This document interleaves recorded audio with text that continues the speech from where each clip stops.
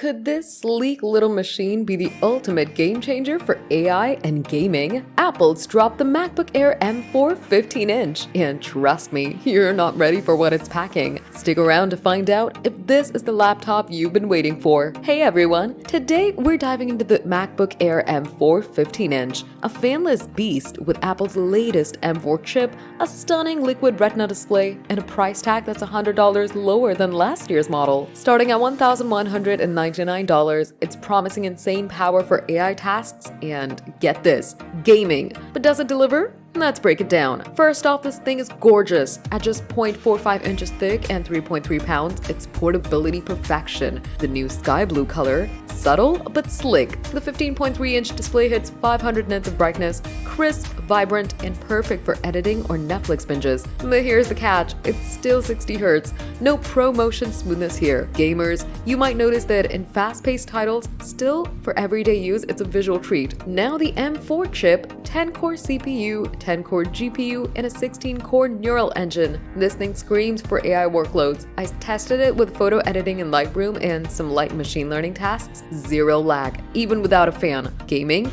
I fired up Resident Evil Village and Baldur's Gate 3. With ray tracing support, it's smooth at medium setting, hitting around 40 to 50 FPS.